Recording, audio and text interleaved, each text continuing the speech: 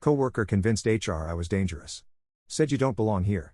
I found proof he was harassing multiple employees, reported it, and got him fired. He's now banned from every major company in the area. I never thought I'd be caught up in an office war, especially not one as twisted as this. I'm the type to stay under the radar at work, clock in, get my tasks done, and clock out. No drama, no office politics. But apparently, even that's enough to make you a target when there's a guy like Liam in the picture. I worked for a mid-sized tech firm in Seattle. Not one of the big names, but still respected in the industry. I'd been there for a couple of years, working my way up from entry-level analyst to a solid position in the data department. I had a good reputation. My manager liked me, I got along with my team, and I'd even managed to snag a few high-visibility projects. Nothing wild, just the usual day-to-day hustle. Then there was Liam. He'd been there longer than me, but we were in pretty similar roles.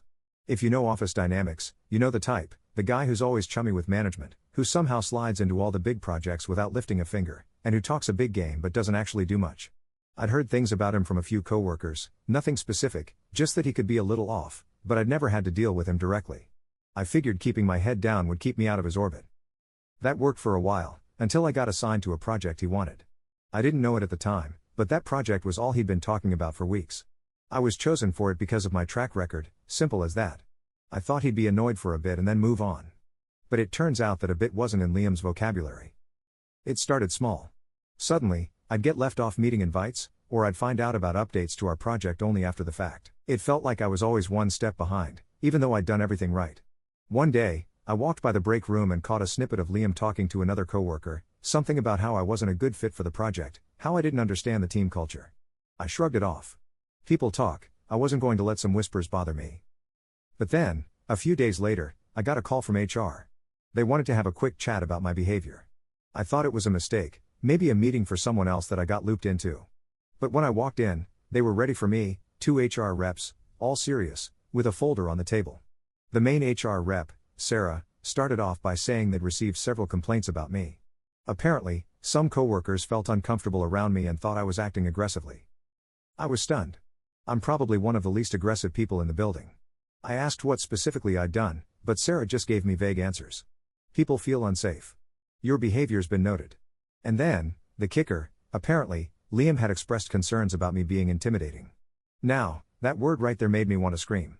I'd barely interacted with the guy, but somehow, he'd twisted my reputation into this bizarre aggressive persona. I left that meeting with my head spinning. I wasn't in trouble, technically, HR just said they wanted to monitor the situation and make sure everyone felt safe. It was clear that they weren't buying my side of things, though.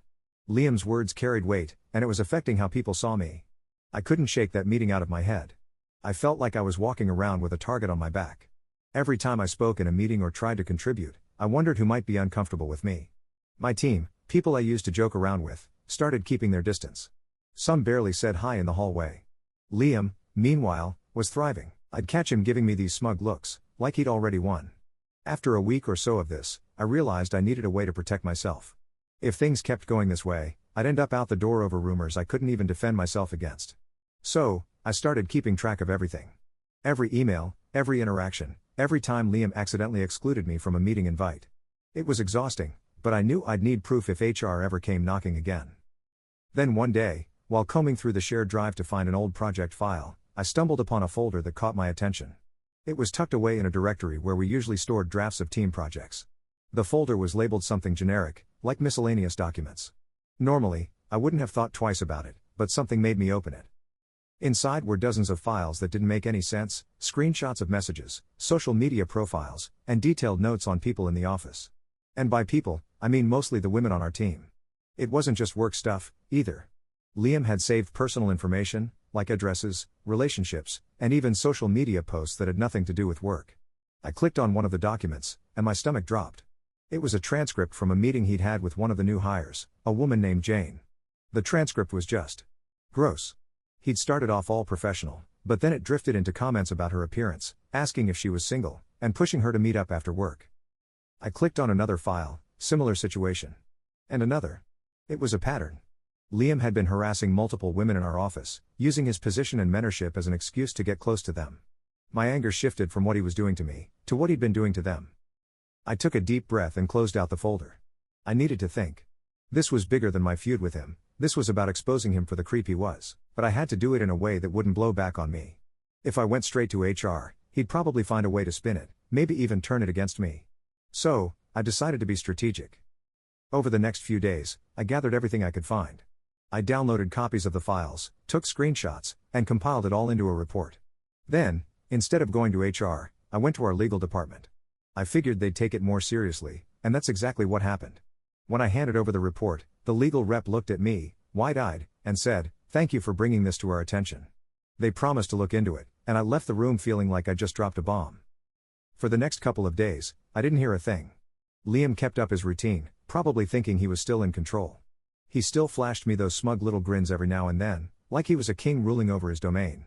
It took everything in me not to say something, but I held my tongue. I knew his time was coming.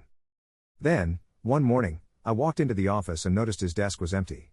All his stuff was gone. I asked around, and nobody seemed to know where he was. But a few hours later, an email went out from HR, effective immediately: Liam is no longer with the company. That was it. No details, no explanation. Just like that, he was gone. That should have been the end of it, but things took a weird turn after that. A couple of days later, I got an email from a woman I didn't recognize. She introduced herself as someone who'd worked with Liam at his last job. She said she'd heard about what happened and wanted to talk. We set up a time, and when we spoke, she told me that she'd gone through almost the exact same thing. When I talked to this woman, let's call her Rachel, she filled in the missing pieces on Liam. Apparently, back at his old job, he'd pulled the same crap, harassing younger women, making inappropriate comments, using his position to get close to people, and threatening their jobs if they tried to speak up. But over there, he'd been really tight with management, and every time someone raised an issue, it got swept under the rug. It was only when he got cocky and started crossing lines with someone higher up that he'd been quietly let go. Rachel told me that after he left, she and a few other women tried to bring up their experiences to management, but the company didn't want the bad press. They buried it and pushed him out the door with a positive reference so he could just move on and find a job somewhere else. That somewhere else ended up being my company. I felt sick to my stomach hearing it. This guy had left a trail of victims behind him, and no one had ever stopped him. Until now. After that conversation, I decided to take things a step further. I reached out to a couple of the women at my office who'd been impacted by Liam. Jane, the woman he'd made advances on in our team, was one of the first to open up. She'd been holding in a lot of anger and fear because of what he'd done, and now that he was gone, she finally felt comfortable speaking about it. I encouraged her, along with a few others, to go on record with the company's legal team, even anonymously if they wanted. With all that extra testimony coming in, legal couldn't just brush things aside. They dug deeper, pulled up Liam's emails, messages, everything. Turns out, his behavior had been even worse than we thought. He'd been using company resources to track people's schedules, keep tabs on them, and coordinate his surprise meetings. It was like he was running his own creepy little surveillance operation. Legal got HR and management involved, and soon it was clear they wanted to do more than just cut ties with him. They wanted to make sure he wouldn't be able to pull this anywhere else. They worked with their contacts at other tech companies in Seattle, quietly spreading the word about why Liam had been terminated. Normally, these places wouldn't get involved in someone else's issues, but once they heard the details, they agreed to keep him out. And it didn't stop there. Rachel reached out to some of her old coworkers, and they started talking too. Stories of what Liam had done spread quickly.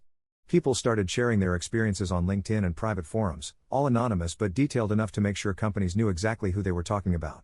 Liam's reputation was getting trashed, and every company in the area was catching wind. The icing on the cake came a few weeks later when I got a call from someone in HR. They let me know that after their investigation, they'd reported Liam's behavior to the state's labor board. Because of the pattern of harassment, they flagged him as a potential risk to future workplaces. In short, he was blacklisted. Anytime he tried to apply for a job in the area, his name would come up, and companies would know what kind of person they were dealing with. About a month after all this went down, I heard from a friend who knew someone in his neighborhood. Apparently, Liam was trying to find work anywhere he could, even applying to lower-level jobs outside of tech. But no one wanted to touch him. Word of his behavior had spread further than we'd thought, and he was struggling to find any work. For a guy like Liam, who was used to coasting by on his charm and connections, this was the ultimate punishment. He couldn't schmooze his way back into anyone's good graces, his charm had run dry. Every door he knocked on slammed in his face. And all the while, the people he'd hurt finally felt like they had some justice.